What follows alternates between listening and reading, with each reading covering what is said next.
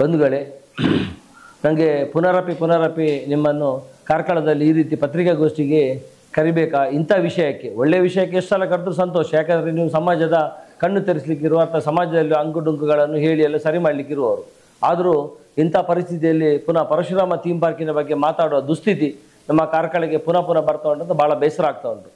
ನಿಮ್ಗೆ ಗೊತ್ತಿದ್ದಾಗೆ ನಾನು ಭಾಳ ದಿವಸ ಆಯಿತು ಈ ಬಗ್ಗೆ ಏನು ಮಾತಾಡಲಿಲ್ಲ. ಯಾಕಂದರೆ ಕೆಲವರು ಬಾಯಿ ಚಪಲಕ್ಕೆ ಅಥವಾ ಯಾರನ್ನೋ ಸಂತೋಷ ಪಡಲಿಕ್ಕೆ, ಯಾರೋ ಒಬ್ಬ ನಾಯಕನ ಹಿಂದುಗಡೆ ಮಾಡಲಿಕ್ಕೆ ಮಾತಾಡ್ತಾರೆ ಏನೇನೋ ಬಾಯಿ ಬಂದಾಗೆ. ನಾವು ಮಾತಾಡಿದರೆ ನಮಗೆ ಮತ್ತು ಅವ್ರಿಗೆ ಏನು ಡಿಫ್ರೆನ್ಸ್ ಇಲ್ಲ.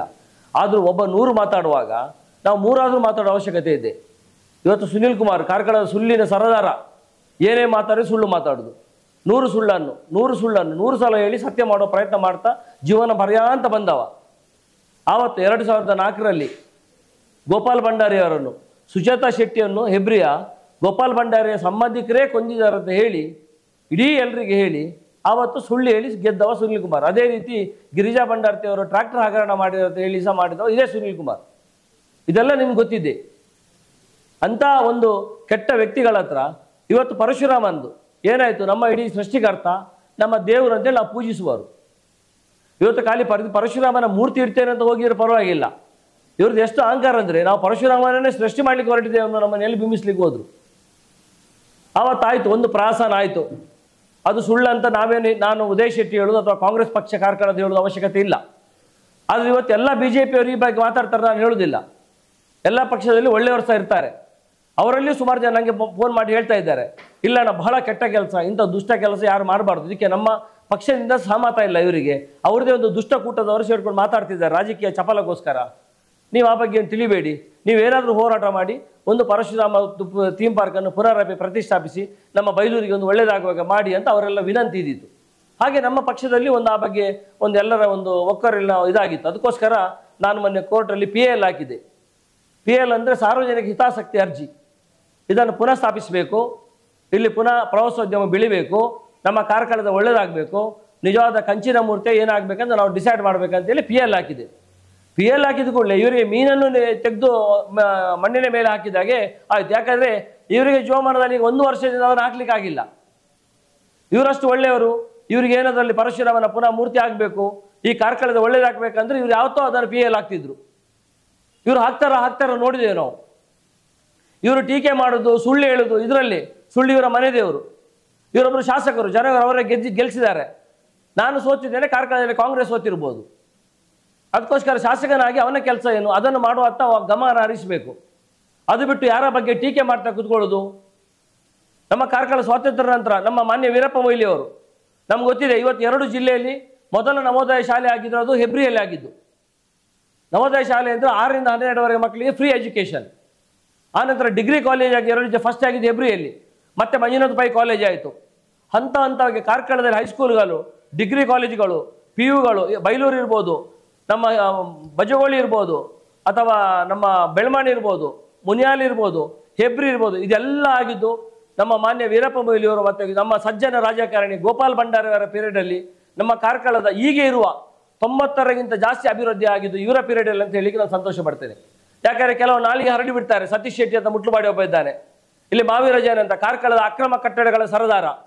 ಅವನಿಗೆ ಸುಳ್ಳು ಹೇಳಿ ಸುನೀಲ್ ಹತ್ರ ಬೆನಿಫಿಟ್ ತಗೊಳ್ಳಿಕೊಂಡು ಅಷ್ಟೇ, ಜನರ ಮನಸ್ಸಿಗೆ ಏನು ಜನರಿಗೆ ಕೆಲಸ ಮಾಡಲಿಕ್ಕಲ್ಲ ಅಂತ ಕೆಟ್ಟವ ಮಾತಾಡ್ತಾನೆ. ನಾನು ಅವರಾಗೆ ಮಾತಾಡಿದ್ರೆ ಅವನಿಗೆ ನನಗೆ ಏನು ಡಿಫ್ರೆನ್ಸ್ ಇಲ್ಲ.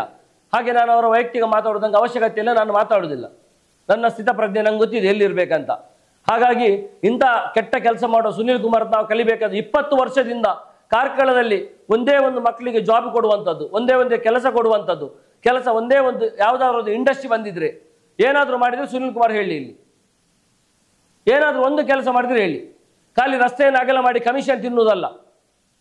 ನಾನೊಬ್ಬ ಪ್ರೊಫೆಷನಲ್ ಕಾಂಟ್ರಾಕ್ಟರ್, ಹೇಗೆ ಮಾಡಬೇಕು ಏನು ಮಾಡಬೇಕಂತ ನನ್ನ BE ಮಾಡಿ MTech ಮಾಡಿ ಓದಿ ಸುಮಾರು 25 ವರ್ಷದಿಂದ ನನ್ನ ಸಾರ್ವಜನಿಕ ಜೀವನದಲ್ಲಿದ್ದೇನೆ. ನನ್ನನ್ನು ಮೆಟ್ಟಬೇಕಂತ 25 ವರ್ಷದಿಂದ ಸುನೀಲ್ ಕುಮಾರ್ ಏನೆಲ್ಲ ಮಾಡಿದ್ದಾರೆ ಅಂತೇಳಿ ನಂಗೆ ಗೊತ್ತಿದೆ. ಅದನ್ನು ನಾನು ಸಮಾಜ ಮುಂದೆ ಹೇಳುವುದಲ್ಲ, ಅದನ್ನು ಎದುರಿಸಿ ಮುಂದೆ ಬಂದರೆ ಮಾತ್ರ ನಾವೊಂದು ಸಮಾಜದಲ್ಲಿ ಇರುವುದು. ಅದನ್ನು ಎದುರಿಸುವ ಶಕ್ತಿ ನನಗೆ ನಾನು ನಂಬಿದ ದೇವರು ಮತ್ತು ನನ್ನ ತಂದೆ ತಾಯಿ ಕೊಡಲಿ ಅಂತ ನಾನು ಆಶಿಸ್ತೇನೆ. ಅದಲ್ಲದೆ ಹೀಗೆ ಬಾಯಿ ಬಂದಾಗೆ ಕಾರ್ಕಳದಲ್ಲಿ ಮಾತಾಡುವ ಪ್ರವೃತ್ತಿ ಕೈದಾಗಬೇಕು.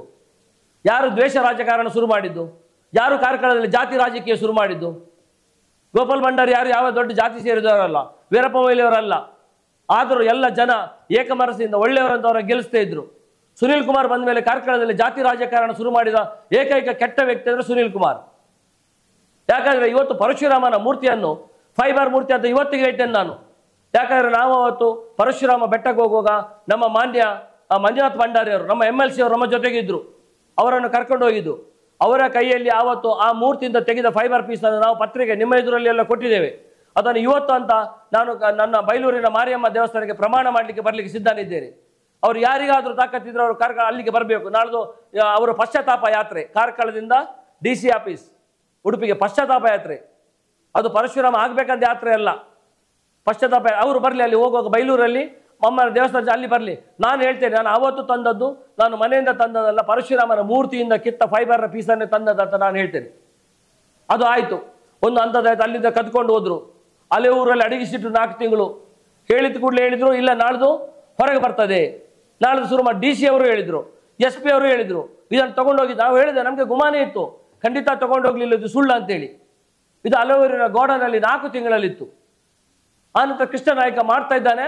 ಆಯ್ತು, ಇನ್ನು ಸುನೀಲ್ ಕುಮಾರ ಪ್ರಭಾವ ಬೀರಿ ಅವರು MR ಶಾಸಕರಲ್ಲ, ಮಾಜಿ ಮಂತ್ರಿಯವರಲ್ಲ, ಇನ್ನೇನು ಕಂಚಿದಾನೆ ಪ್ರತಿಷ್ಠಾಪಿಸ್ಬೋದು. ನಾವು ಸ್ವಲ್ಪ ಸುಮ್ಮನೆ ಇದ್ದೇವೆ, ಇರ್ಲಪ್ಪ ಮಾಡಲಿ, ನಮ್ದೇನಾಗಬೇಕು ಅಲ್ಲಿ ಆಗಬೇಕು, ಏನೋ ಪುನಾವಣಿ ಕೊಟ್ಟಿದ್ದಾರೆ, ಇವರು ದುಡ್ಡು ಕೊಟ್ಟಿರ್ಬೋದು, ಮಾಡಿಸ್ತಿರ್ಬೋದು, ಇವರ ಪಾಪವನ್ನು ತೊಳ್ಕೊಳ್ಳಿಕ್ಕೆ ಮಾಡ್ತಾ ಇದ್ದಾರೆ ಅಂತೇಳಿ ಸುಮ್ಮನಿದ್ದೆವು. ಈಗ ಬಂದ ರಿಪೋರ್ಟ್ ನೋಡಿದಾಗ ಇವರು ಏನು ಪುನಃ ಕೃಷ್ಣ ನಾಯಕನ ಹತ್ರ ಅವನ ಗೋಡನಲ್ಲಿ 6-8 ತಿಂಗಳಿಂದ ಮಾಡಿಸ್ತಿದ್ದಾರ, ಅತ್ಯಂತ ಕಳಪೆ ಮಟ್ಟದ ಹಿತ್ತಾಳೆದಂತ ಈಗಿನ ನಮ್ಮ ಚಾರ್ಜ್ ಶೀಟಲ್ಲಿ ಬಂದಿದೆ.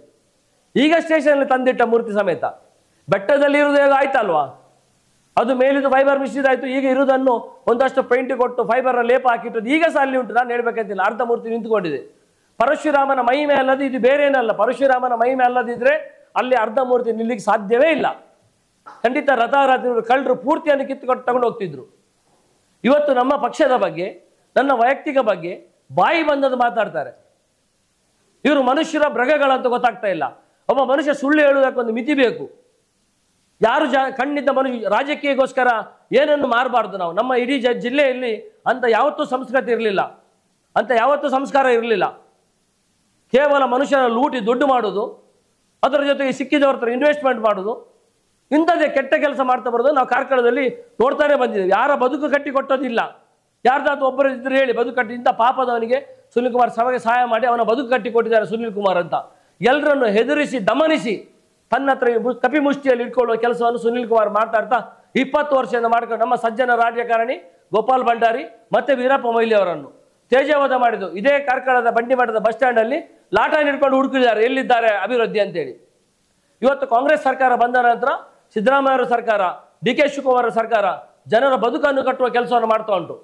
ಇವತ್ತು ಪ್ರತಿ ಮನೆಯ ತಾಯಿಗೆ ಅಲ್ಲಿ ಮನೆಯಲ್ಲಿರುವ ಒಬ್ಬ ಮಹಿಳೆಗೆ 2,000 ರೂಪಾಯಿ ದುಡ್ಡು ಕೊಡುವುದಂದ್ರೆ ಏನು ತಮಾಷೆನಾ? ಅಕ್ಕಿ ಕೊಡು ತಮಾಷೆನಾ?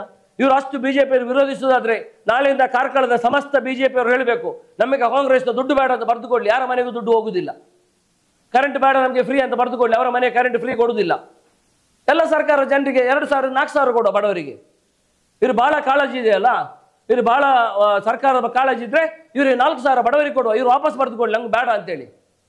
ಮೊನ್ನೆ ಒಬ್ಬ ಬೋಳದಲ್ಲಿ ಹೇಳ್ತಾರೆ ಪಂಚಾಯತ್ನವರು, ಇಂಥ ಒಂದು ಜನಪ್ರತಿನಿಧಿ ಆದವರು, ಇವರು ಯಾವ ಲಜ್ಜೆ ಕೆಟ್ಟವರು ಅಂತ ಗೊತ್ತಿಲ್ಲ, ಆದ್ರೆ ಹೇಳ್ತಾರೆ ನಮಗೆ ಈ ಗ್ಯಾರಂಟಿ ಯೋಜನೆ ಬಹಿಷ್ಕಾರ ಮಾಡಲಿ ಅವರು ನಾಳೆಯಿಂದ. ಇದು ಅವರ ತಾಕತ್ತು. ಈಗ ಇದ್ದಾರೆ 34ರಲ್ಲಿ 30 ಪಂಚಾಯತ್ BJP ಉಂಟು, ನಾಳೆಯಿಂದ ಬಹಿಷ್ಕರಿಸಲಿ ಅವರು. 2,000 ರೂಪಾಯಿ ದುಡ್ಡು ನಮಗೆ ಬೇಡ ಅಂತ ಬರೆದು ನಾಳೆಯಿಂದ ಅವರೇ ಕೊಟ್ಟು ದುಡ್ಡು ಬರಲ್ಲ. ಕರೆಂಟ್ ನಮಗೆ ಫ್ರೀ ಬೇಡ ಅಂತ ಬರೆದುಕೊಳ್ಳಿ, 10 kg ಅಕ್ಕಿ ಬೇಡ ಅಂತ ಬರೆದುಕೊಳ್ಳಿ, ಸರ್ಕಾರಿ ಬಸ್ಸಲ್ಲಿ ಹೋಗುದು ಬೇಡ, ಇವರು ಅವರ ಪದವೀಧರ ದುಡ್ಡು ಬರುವುದು ಅಂತ ತಗೊಳ್ಳೋದು ಬೇಡ, ಇವರು ಬಿಟ್ಟು ಬಿಡಲಿ. ಯಾರು ಇವರು ತಗೊಳ್ಬೇಕಂತ ಹೇಳ್ತಿದ್ದಾರೆ? ಇವರು ಗಟ್ಟಿ ಕೂಗಿದ ಕೂಡಲೇ, ಸುಳ್ಳನ್ನು ಪದೇ ಪದೇ ಹೇಳಿದ ಕೂಡಲೇ, ಒಂದು 4 ಜನ ಡೊಂಬರಾಟದವರ ಹತ್ರ ಏನು ಎಲ್ಲ ಇವರ ಹಿಂದೆ ನಲಿಯವರ ಹತ್ರ ಹೇಳಿಸಿದ ಕೂಡಲೇ ಕಾರ್ಕಳದಲ್ಲಿ ಕಾಂಗ್ರೆಸ್ನವರು ಹೆದರಿ ಓಡ್ತಾರೆ ಅಂತ ಅಹಂಕಾರ ಬಂದಿದೆ. ಇದ ಉದಯ್ ಶೆಟ್ಟಿ ಅನ್ಯಾಯ ಮಾಡ್ತಾರೆ ಅಂತ ಹೇಳ್ತಿದ್ದಾರೆ. ಇವರು ಮಾಡುವುದೇ ಕಳ್ಳ ವ್ಯಾಪಾರ, ಇವರು ಮಾಡುವುದೇ ಕಳ್ಳ ವ್ಯಾಪಾರ. ಅದನ್ನು ಕಾನೂನು ಪ್ರಕಾರ ಹಿಡಿದು ಕೂಡಲೇ ಕಳ್ಳ ವ್ಯಾಪಾರಸ್ಥರು ಹಿಡಿದು ಅಂತ ಹೇಳ್ತಾರೆ. ಯಾಕೆ ಸರಿಯಾಗಿ ವ್ಯಾಪಾರ ಮಾಡಿದವರು ಮಾಡ್ತಾ ಇಲ್ಲ? ಎಲ್ಲರೂ ಮಾಡ್ತಾ ಇದ್ದಾರೆ. ಯಾರಿಗೆ ತೊಂದರೆ ಆಗಿದೆ ನಮ್ಮಿಂದ ಯಾರಾದ್ರು ಎದುರು ಬಂದು ಸಮಾಜದ ಬಂದು ಎದುರು ಬಂದು ಹೇಳಿ, ನಾನು ಅವ್ರಿಗೆ ಉತ್ತರ ಕೊಡ್ತೇನೆ. ನಾನು ಮಾಡಿದ್ರೆ ಆ ಪಾಪವನ್ನು ನಾನು ಹೊತ್ತುಕೊಳ್ತೇನೆ. ಇವತ್ತು ಎಲ್ಲರನ್ನು ಗಮನಿಸುವಂಥ ಕೆಟ್ಟ ಕೆಲಸವನ್ನು ಸುನೀಲ್ ಕುಮಾರ್ ಮಾಡ್ತಾ ಇದ್ದಾರೆ. ನೀವು ಎಲ್ಲರೂ ಇದನ್ನು ಯೋಚನೆ ಮಾಡಬೇಕು. ಇವರು 3ನೇ ಸಲ ಮಾಡಿದ ಮೂರ್ತಿ. ಒಂದ್ಸಲ ಸೊಂಟಗಿಂತ ಮೇಲಿದ ಆಯ್ತು, ಫೈಬರ್ ಕತ್ಕೊಂಡು ಹೋದ್ರು, ಇಲ್ಲ ಅಂತ ವಾದ ಮಾಡಿ ಮೊನ್ನೆ ನಾನು PL ಆಗಿದ್ದ ಮರ್ದಿನ ಉಡುಪಿಯಲ್ಲಿ ಹೋಗಿ ಆಸ್ಪಾಸಿನವಾಗಿ IB ಎದುರಲ್ಲಿ ಪತ್ರಿಕಾಗೋಷ್ಠಿ ಮಾಡ್ತಾರೆ. ಇದು ಹಿತ್ತಾಳಿದ್ದು ಕಾಂಗ್ರೆಸ್ನವ್ರದ್ದು ಗೊತ್ತಾಯ್ತಾ ಅಂತ ಹೇಳಿ. ಇವರು ಕಂಚಿದ್ದು ಮಾಡಿದಾರಾ? ಕಂಚು ಉಂಟಾ? ಕಂಚು ಉಂಟಾ ಅದರಲ್ಲಿ? ಅದಾಯಿತು. ಪುನರಪಿ ಅವನ ಹತ್ರ ಮಾಡಿಸಿದನು ಸಮೇತ ಬೆಂಗಳೂರಲ್ಲಿ, ಅದನ್ನು ಸಮೇತ ಅತ್ಯಂತ ಕಳಪೆ ಮಟ್ಟದ ಹಿತ್ತಾಳೆ ಅಂತೇಳಿ ಈಗ ನಮ್ಮ ರಿಪೋರ್ಟಲ್ಲಿ ಬಂದಿದೆ. ನಾವು ಅದನ್ನು ರಿಪೋರ್ಟ್ ಬರೋದ್ರಾಗ ಮಾತಾಡಬಾರ್ದಂತಿದ್ದೆ, ಆದರೆ ಈಗ ನಾನು PL ಹಾಕಿದ್ದೇನೆ ಗೌರ್ಮೆಂಟ್ ಎದುರಲ್ಲಿ, ಕೋರ್ಟಿನ ಎದುರಲ್ಲಿ. ಇದನ್ನು ಆದಷ್ಟು ಬೇಗ ಮೂರ್ತಿ ಮಾಡಿ ಅಲ್ಲಿ ಸಾರ್ವಜನಿಕರಿಗೆ ಆ ಒಂದು ಕೇಂದ್ರವನ್ನು ಬಿಟ್ಟುಕೊಡ್ಬೇಕಂತ ನಾನೊಂದು ನನ್ನ ಏನು ಮನಸ್ಸಿನ ಇಂಗಿತ ಉಂಟು ಅದನ್ನು ವ್ಯಕ್ತಪಡಿಸಿದ್ದೇನೆ.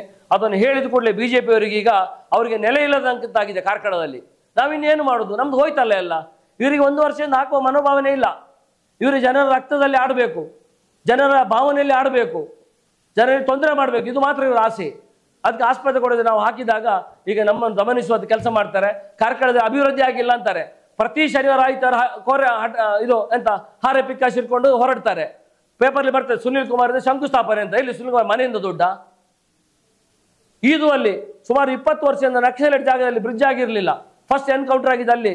ಈಗ ಅಲ್ಲಿ 7 ಕೋಟಿ ರೂಪಾಯಿದು ಬ್ರಿಡ್ಜ್ ಸ್ಯಾಂಕ್ಷನ್ ಆಗಿದೆ ಅಲ್ಲಿ ಮತ್ತೆ ಸೀತಾ ನದಿಯಲ್ಲಿ ಸೇರಿ. ಇವತ್ತು ಮೊನ್ನೆ ಬೈಲೂರಲ್ಲಿ ಈಗ ಪಶುಸಂಗೋಪನಾ ಕೇಂದ್ರ 50 ಲಕ್ಷ ಸ್ಯಾಂಕ್ಷನ್ ಆಗಿದೆ. ಈಗ ಮೊನ್ನೆ ನಾವು ಎಲ್ಲ ಪ್ರತಿ ಶನಿವಾರ ಆಯ್ತಾರ ಹಾರೆ ಪಿಕ್ಕಾಸ್ಕೊಂಡು ಹೋಗ್ತಾರೆ, ಶಂಕುಸ್ಥಾಪನೆ ಹೇಳಿದಾರೆ ಎಲ್ಲ ಕೈದು. ಈಗ ಅದು ಮಾಡೋದು ಕೈದಾಯ್ತು. ಈಗ ಹೊಸ ಹೋರಾಟ ಮುಟ್ಲುಪಾಡಿ ಸತೀಶ್ ಶೆಟ್ಟಿಯ ಮೂಲಕ ಏನು ಅಭಿವೃದ್ಧಿ, 0 ಅಭಿವೃದ್ಧಿ ಅಂತ ಅವ ಏನು ಜೀವನದಲ್ಲಿ ಮಾಡಿದ ಅಂತ ತೋರಿಸ್ಬೇಕು ಜನರ ಎದುರಲ್ಲಿ. ಇನ್ನೊಬ್ಬರ ಬಗ್ಗೆ ಬೊಗಳೆ ಬಿಡುವುದಲ್ಲ. ಆಯ್ತು. ಮೊನ್ನೆ ಈಗ ನಮ್ಮ ಮುಂಡೇರಲ್ಲಿ ಪಶುಸಂಗೋಪ ಇದರದ್ದು ನಮ್ಮ PSC 3 PSC ಸ್ಯಾಂಕ್ಷನ್ ಆಗಿದೆ. ಸ್ಟೇಜಲ್ಲಿ ನಿಂತ್ಕೊಂಡು ಸುಳ್ಳು ಹೇಳ್ತಾರೆ 10 ಲಕ್ಷ ರೂಪಾಯಿ ಅಂತ. ಅಲ್ಲಿ ಬದಿಯಲ್ಲಿ ಆಫೀಸರ್ ಹೇಳಿದ ಇಲ್ಲ ಸರ್ ಒಟ್ಟು 60 ಲಕ್ಷ ಸ್ಯಾಂಕ್ಷನ್ ಆಗಿದೆ ಅಂತೇಳಿ. ಇದೆಲ್ಲ ಯಾರಿಗೆ ಸುಳ್ಳು ಹೇಳುದು? ಆ ನಂತರ ಪ್ರತಿ ವರ್ಷ 2 ವರ್ಷ ಆಯ್ತು ಈಗ ಪ್ರತಿ ವರ್ಷ 250 ಕೋಟಿ ಆಗಿ ಕಾರ್ಕಳ ತಾಲೂಕಿಗೆ 500 ಕೋಟಿ ರೂಪಾಯಿ ಪ್ರತಿ ಬಡವರ ಯಾರಿಗೆ ಹಸಿವೆ ಉಂಟು ಅವರ ಮನೆಗೆ ಆ ದುಡ್ಡು ಹೋಗಿದೆ. ಅದು ಅಕ್ಕಿ ಇರ್ಬೋದು, ಕರೆಂಟ್ ಮೂಲಕ ಇರ್ಬೋದು, ಕ್ಯಾಶ್ ಮೂಲಕ ಇರ್ಬೋದು. ಇದು ಮಾಡಿದ ನಮ್ಮ ಕಾಂಗ್ರೆಸ್ ಸರ್ಕಾರ, ನಮ್ಮ ಹೆಮ್ಮೆಯ ಸರ್ಕಾರ.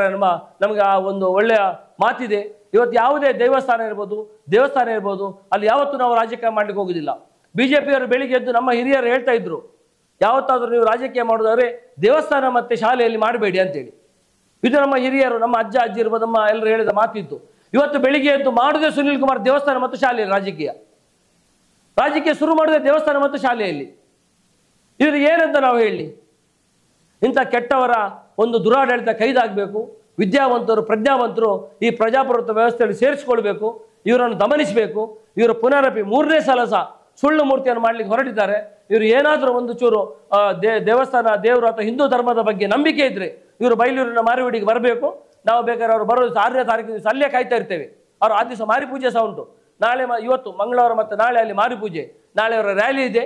ಅವ್ರು ಬರ್ಬೇಕು, ಅಲ್ಲಿಗೆ ಹೇಳಬೇಕು. ಅಲ್ಲಿ ಫೈಬರ್ ಪೀಸ್ ಉದಯ್ ಶೆಟ್ಟಿ ಅವರು ಆ ದಿವಸ ಮಂಜುನಾಥ್ ಭಂಡಾರಿ ಒಟ್ಟು ಹೋಗಿ ತೆಗೆದುಕೊಂಡು ತೋರಿಸಿದ್ದು ಅದು ಅದರ ಮೂರ್ತಿಯಲ್ಲಿ ಇದ್ದದಲ್ಲ, ಇದು ಉದಯ್ ಕುಮಾರ್ ಶೆಟ್ಟರು ಮತ್ತೆ ಕಾಂಗ್ರೆಸ್ ತಂದ ಅಂತ ಹೇಳಿದ್ರೆ ಸಾಕು, ನಾವು ಅಲ್ಲಿಗೆ ಬಿಡ್ತೇವೆ. ಮತ್ತೆ ಇಷ್ಟು ಹೇಳ್ತಾ ಖಂಡಿತ ಈ ಬಗ್ಗೆ ತಾವು ಕೂಲಂಕುಷವಾಗಿ ಪರಿಶೀಲಿಸಿ ಎಲ್ಲವನ್ನು ಸಮಾಜ ಎದುರು ತರುವಂಥ ಕೆಲಸವನ್ನು ಮಾಡಬೇಕಂತ ನಿಮ್ಮ ಹತ್ರ ವಿನಂತಿಸಿಕೊಳ್ತೇವೆ.